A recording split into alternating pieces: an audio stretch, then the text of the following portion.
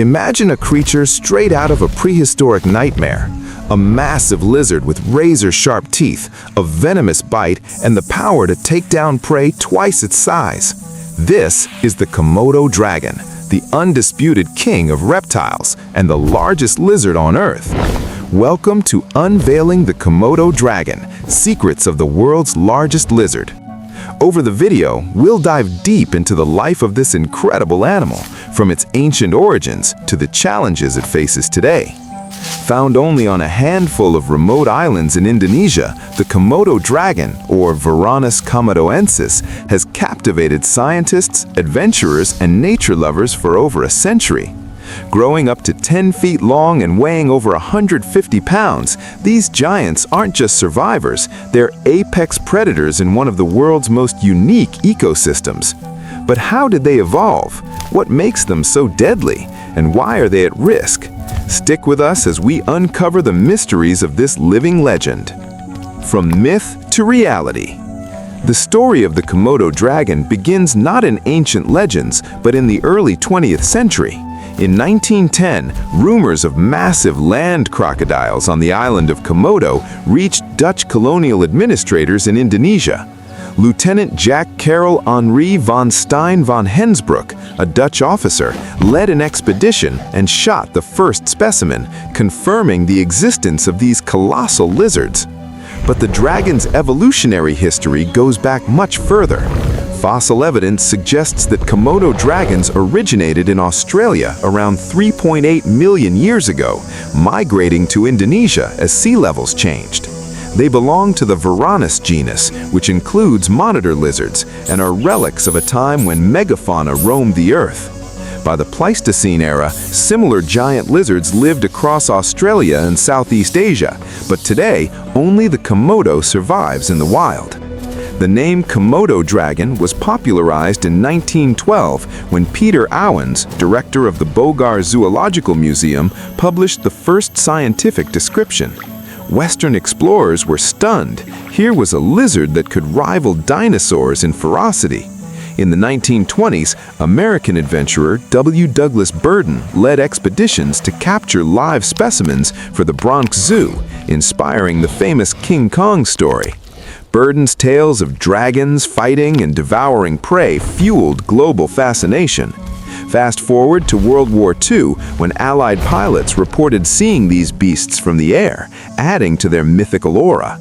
Post-war, scientific interest surged, leading to protections in the 1960s. Today, the Komodo dragon is a symbol of Indonesia's natural heritage, drawing eco-tourists to Komodo National Park, established in 1980.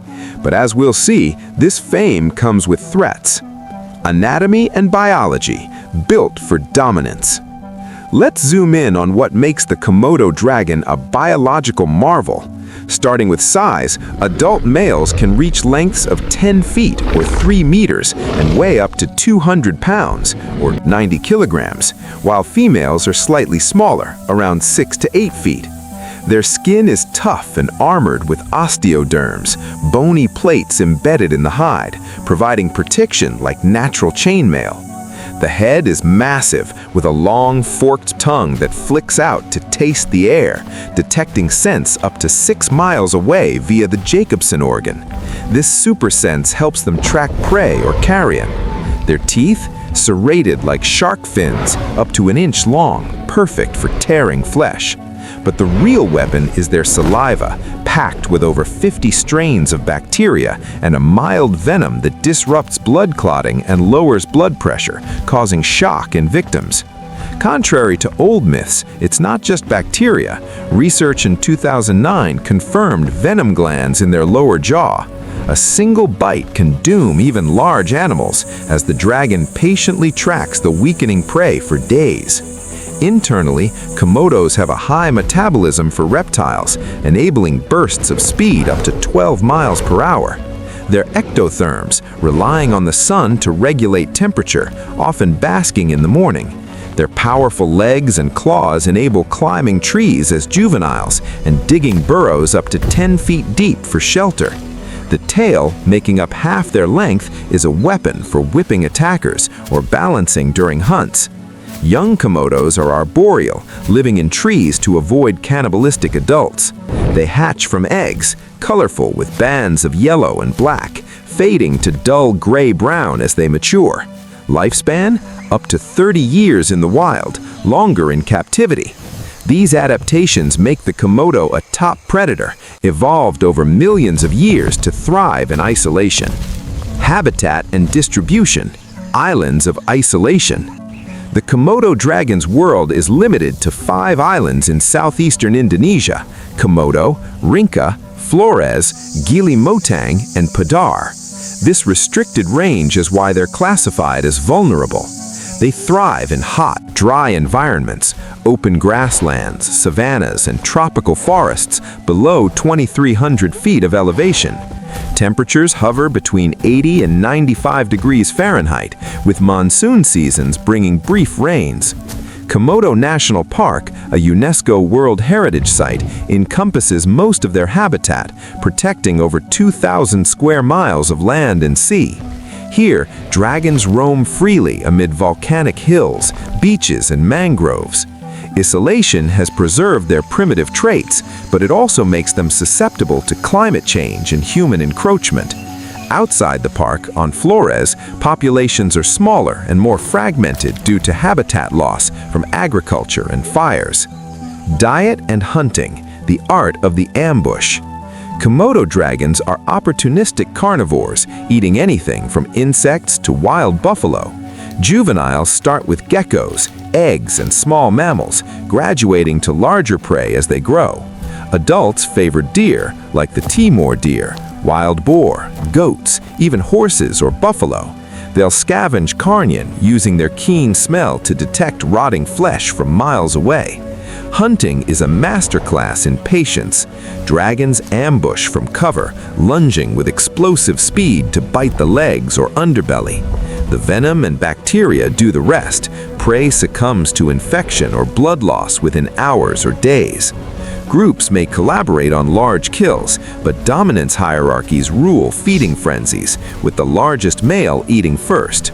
Cannibalism is common.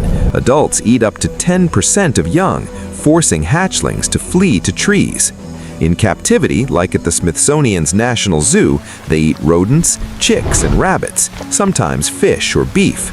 Wild diets vary by island. On Rinca, more boar. On Komodo, more deer.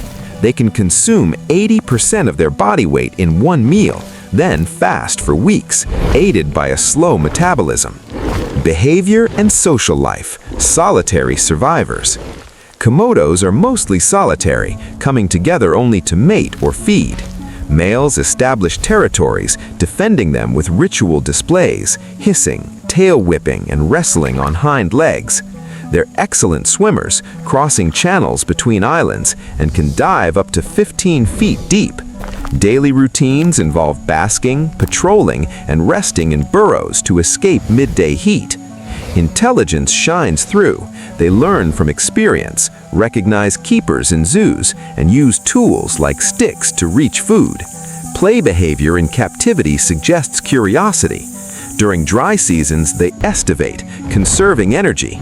Socially, they're hierarchical, with alphas getting prime spots. Reproduction: miracles of nature. Mating season peaks in May and July. Males battle for females, who lay 15 to 30 eggs in September, burying them in nests or using megapod mounds. Incubation lasts 7 to 8 months, with hatchlings emerging in April. Remarkably, females can reproduce asexually via parthenogenesis, producing male offspring without fertilization, a survival hack in isolated populations. Hatchlings are vulnerable, climbing trees to avoid predation. Only 10% survive to adulthood. Conservation and future: protecting the dragon. With only 3,000 to 5,000 left, Komodos are vulnerable per IUCN. Threats include habitat loss, poaching of prey, tourism impacts, and climate change raising sea levels.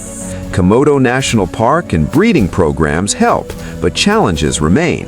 Ecotourism funds conservation, but overvisitation stresses habitats. Global efforts, like those from Global Conservation, focus on anti-poaching and education. In conclusion, the Komodo dragon is a testament to nature's ingenuity, a survivor from a bygone era. By protecting them, we preserve a piece of our planet's wild heritage. Thanks for watching. If you enjoyed, like, share, and subscribe for more. What wildlife topic next? Comment below.